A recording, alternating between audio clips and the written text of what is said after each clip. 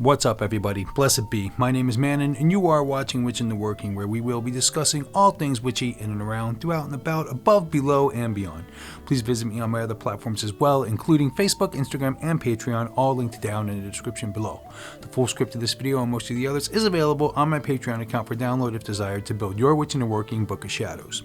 Also, please visit my Shopify store listed in the description below to get your Witch in the Working shirts, mugs, stickers, bags, beanies, or what have you. So, there's a lot that goes into the world of being a witch. For some of us, there's a religious side of things, such as working with and honoring gods and goddesses, celebrating the seasons in cross quarters called Sabbats, and even celebrating the moon cycles, which usually constitutes honoring a goddess of one culture or another. Spells and workings are yet another side of witchcraft that some do and some don't, yet I've never known a witch to not do magic, but I have heard that some don't. Regardless, this practice has its own little world in its ranks. Healings, prosperity, fertility, protection, bindings, curses, hexes, jinxes, white magic, black magic, the list goes on and on. There's another typically popular aspect that many witches will practice of one type or another, and this is divination. There are many different types of divination, and if you want to check out some various types, I have a video on this linked up here, and also down in the description below if you want to take a peek. Water scrying, fire scrying, crystal gazing, mirror gazing, runes, smoke scrying, the Ouija board, the I Ching, bone throwing, automatic writing, palmistry, tea leaves are just a few mentioned to the dozens available out there today. One of the most popular forms of divination is Cardamency, which is the use of cards to divine and discuss the past, present, and future of a querent. Almost everyone who walks this path of witchcraft has heard of tarot cards. In this episode of Witch in the Working, we're going to go over as much as we can about the tarot cards, and I'm even going to teach you a great way to learn them and practice with them as a beginner. So grab yourself a drink, relax, and let's get into it. Roll the intro.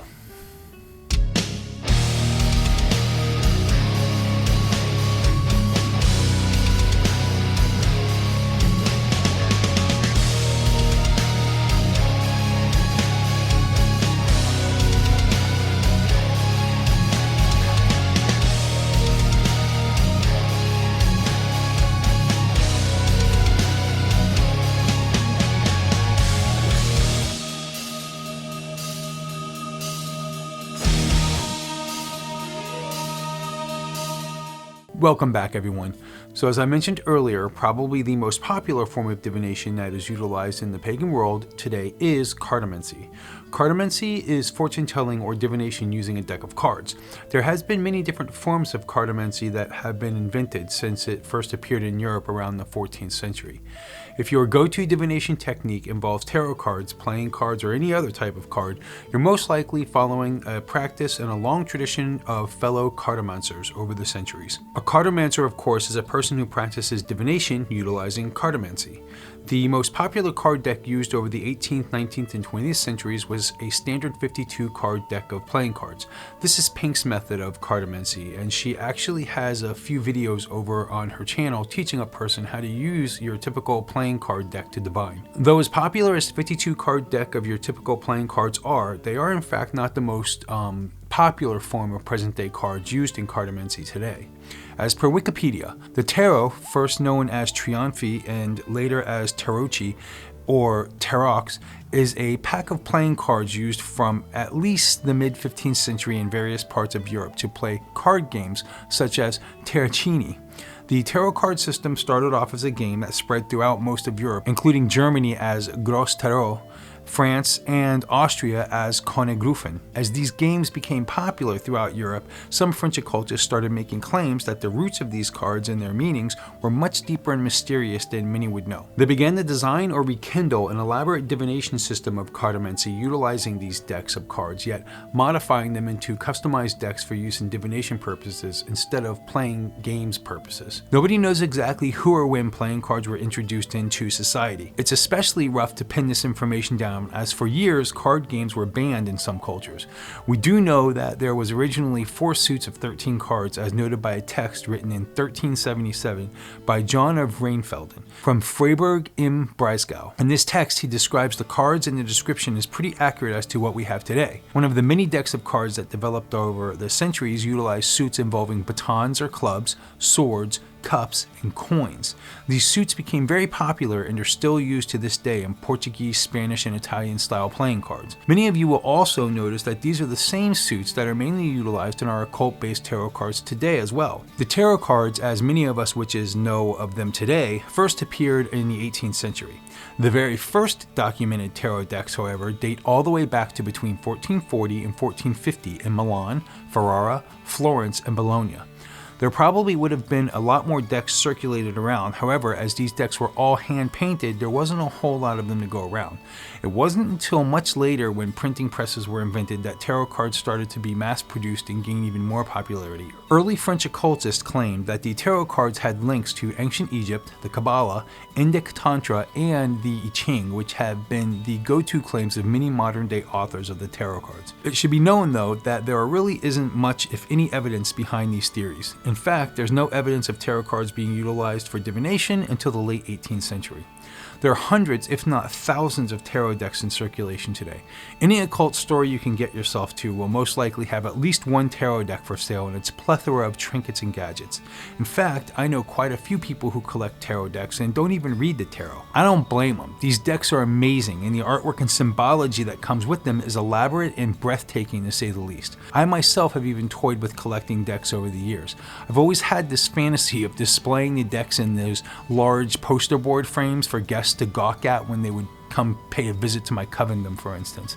The reality is, there just isn't a lot of room to do so. Yeah, a tarot card in itself is only a little larger than 4 inches by 2 inches, for instance, but now times this typically by 78 cards, and you have a giant spread of a few feet of area consumed. You can find a tarot deck that is associated with just about every subject you can think of in the pagan world. There's tarot decks for witches, magicians, sorcerers, wizards, warlocks, enchanters, druids, pagans, kabbalists, demonologists, and even associated with magical practices and subjects such as elementals and dragons and fairies and undines, jinn, genies, herbology, kitchen witchery, crystals, even card bases for like Wicca and voodoo and Santeria and hoodoo and witchcraft, etc., etc.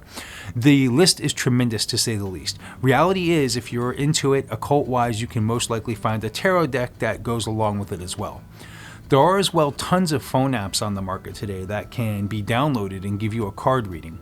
Some of them cost money, some of them are free, you'd have to take a look yourself. These are some of the most popular apps downloaded on the market, however, alongside of games.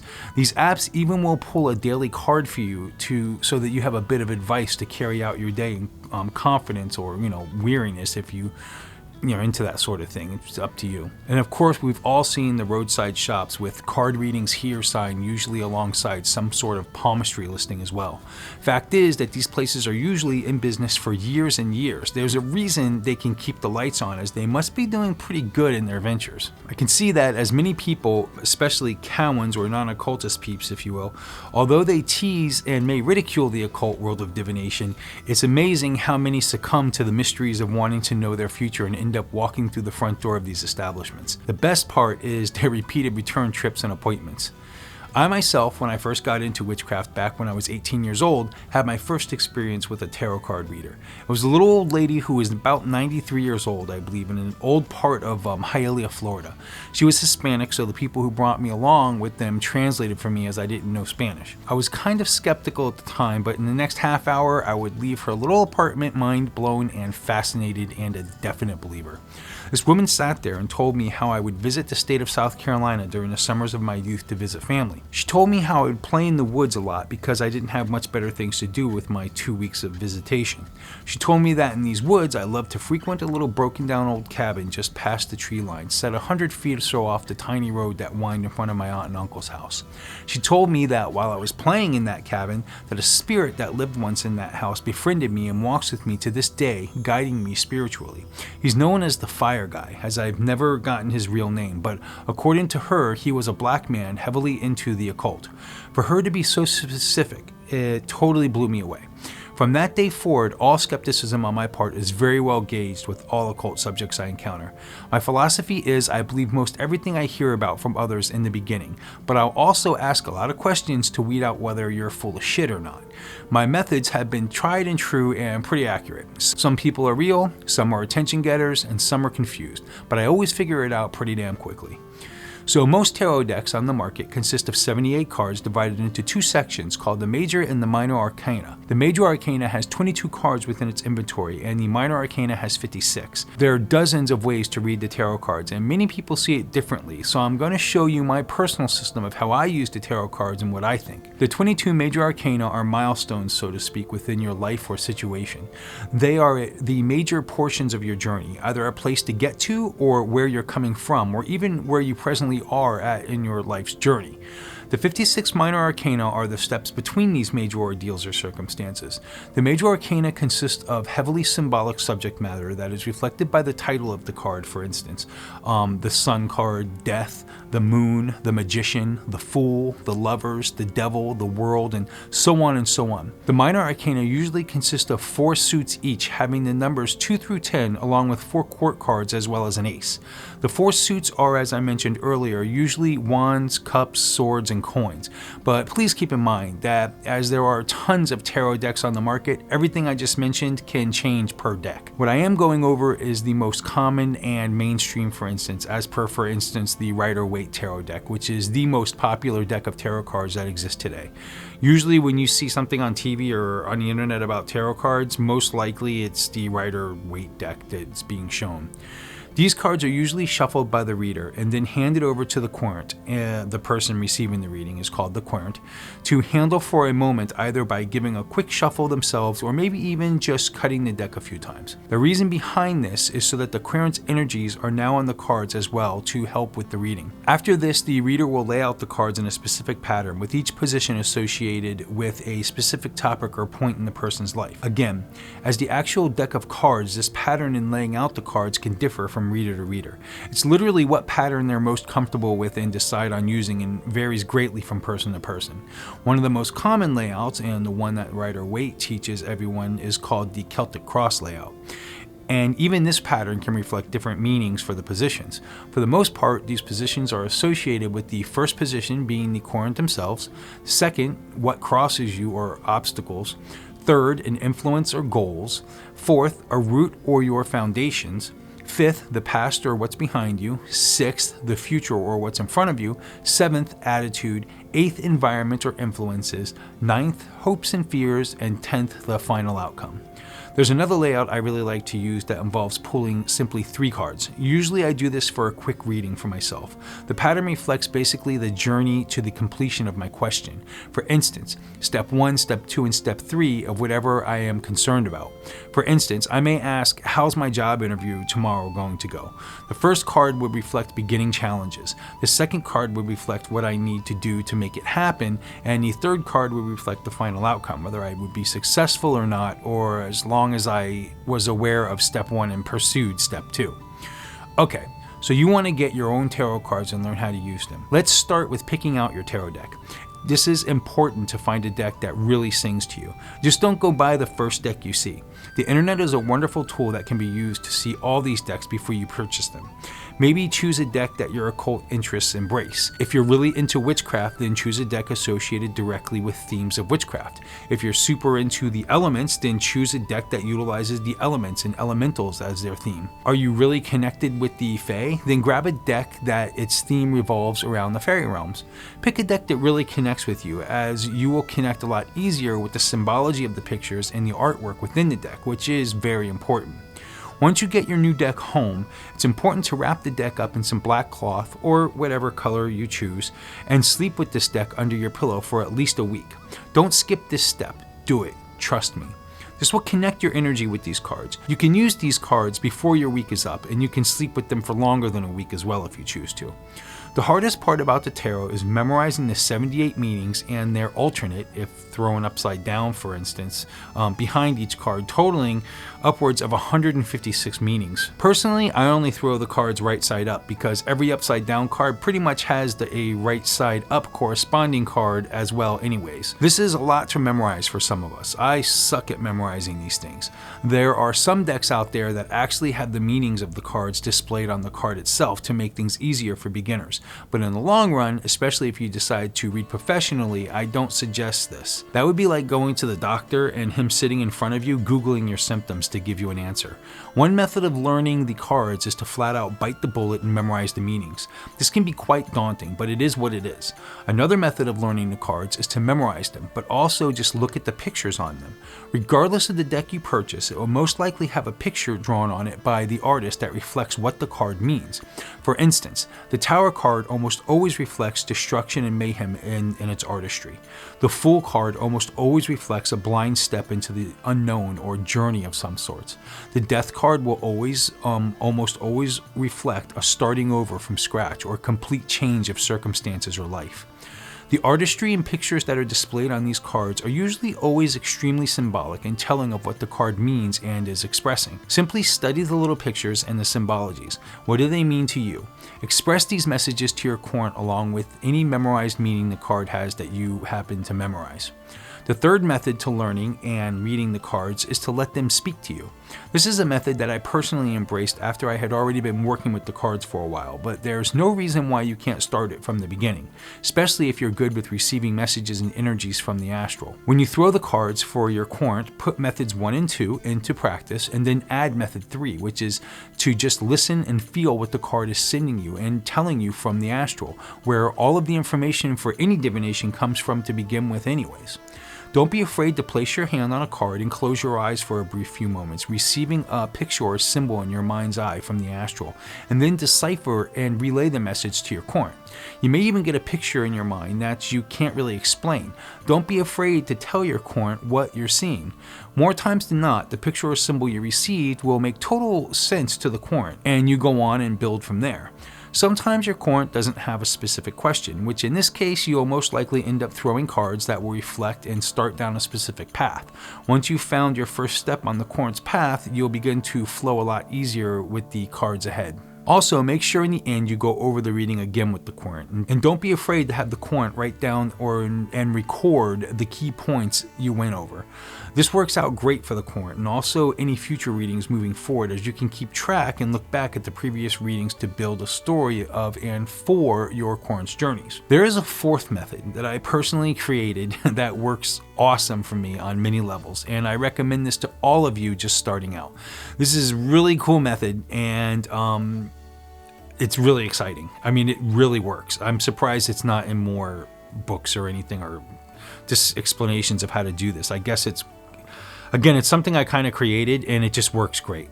It actually combines all three methods as well as helping with the memorizing of the cards.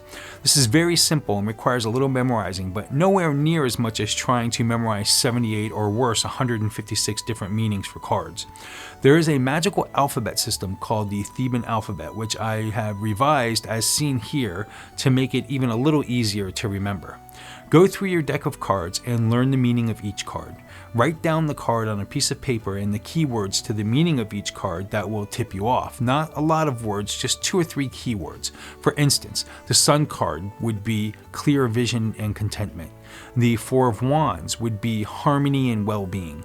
The 9 of Cups, wish granted and success. These are some key meanings I happen to look up and write down the keywords on each of my cards. That's right, write them down on your cards, but do it in Thieeben. 1, it helps you recognize what the card means at a glance so that you can get a tip-off, so to speak, as well as helps you memorize the meaning of each card. 2, it helps empower that card with the meaning and reference as you personalize each card just like any other witchcraft tool you'd use.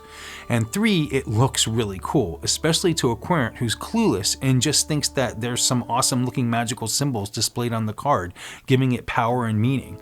Little do they know these are your little tip-offs. Get creative with how you write the clues out, maybe around the outside of the card edge, like so many runic alphabet practices perform nowadays, like where they have the runes going around stuff. Just do it with the Thieeben Alphabet. Separate each word with a simple dot so you don't get confused where a word stops and another starts. It's a very simple method, and I still have them on my cards to this day. I love and have used for years the Pagan Tarot. Here's my deck with this system I just spoke about being utilized. No one in hundreds if not thousands of readings have ever asked what they are, and if someone did, you simply tell them the truth. These are sacred symbols that help to energize and connect the card to its astral archetype. They assist in an accurate reading. Well, that's going to wrap up this episode of What's in the Working. Do you use tarot cards? What's your favorite deck? How did you learn to use them? Let us all know down in the comments below. If you liked this video, please give me a thumbs up and please subscribe if you haven't already. And don't forget to ring that little bell to be reminded of the wonderful and future exciting episodes to come. I love you guys and gals. Blessed be.